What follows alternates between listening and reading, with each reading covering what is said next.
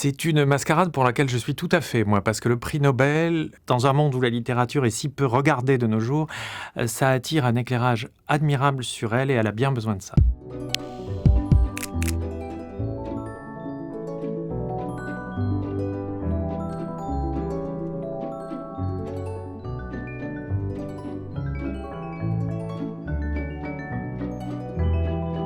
Ils sont intéressants parce que ce sont d'une part deux auteurs très littéraires, alors qu'on était dans une période un peu plus journalistique et avec Dylan dans la chanson, et d'ailleurs moi j'étais tout à fait pour Dylan.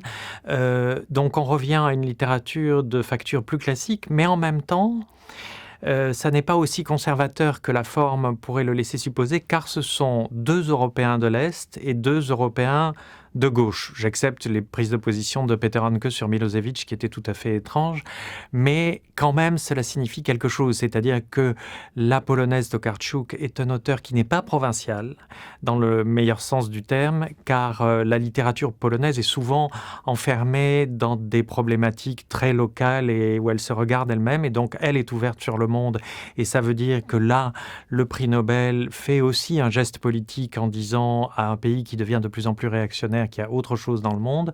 Et pour Peter Handke, on sait très bien ce qu'il représente, c'est-à-dire une certaine pensée de gauche qui n'existait plus depuis les années 70. Il me demande toujours, est-ce que vous écrivez toujours?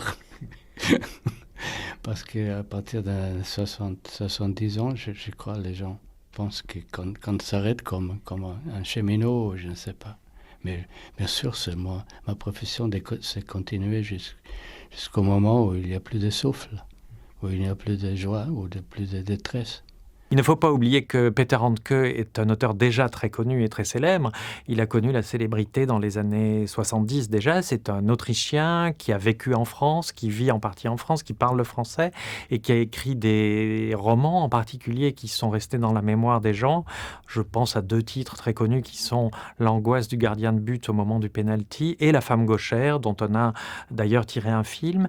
Donc c'est un auteur qui écrit des romans plutôt tendus, secs, parfois un peu décharné, et qui a écrit aussi des pièces de théâtre. Donc il crée une œuvre depuis très longtemps de manière assez retirée. Il ne faut pas oublier que c'est un prix occidental avant tout. C'est un prix qui est donné par des Suédois d'un pays capitaliste, et que même s'il donne son prix à des auteurs de gauche, c'est quand même un auteur qui représente la partie occidentale du monde. Par exemple, ils ont donné le prix Nobel de littérature à Solzhenitsyn, et Solzhenitsyn en réalité n'était pas un grand écrivain, mais c'était un grand opposant au goulag du temps où l'URSS existait, et ça c'était un signe de l'occidentalité du prix Nobel. Vous avez refusé le prix Nobel pour les questions objectives et personnelles. Oui, alors, je l'ai refusé. Il Elle peut vous me l'a l'accorder tout de même. décerné, oui, elle me l'a décerné, mais il reste que je suis libre de Oui. ne pas aller le chercher, de ne pas prendre l'argent, ce que je ferai, n'est-ce pas? Sartre a refusé le prix Nobel par une espèce de cabotinage et d'espièglerie qui le caractérisait, qui était d'ailleurs assez sympathique, mais je trouve ça un peu puéril. Il est arrivé à William Faulkner, par exemple, le grand écrivain, le grand romancier américain William Faulkner, d'avoir le prix Nobel. Il n'en était pas très content, mais il s'est quand même rendu à la remise du prix en écrivant à une amie une lettre très charmante où il dit « Quand on ne respecte pas les règles de civilité, on a honte pour le restant de ses jours ». On vit dans la société et un prix est là pour nous dire « Écrivain, tu existes dans la société ».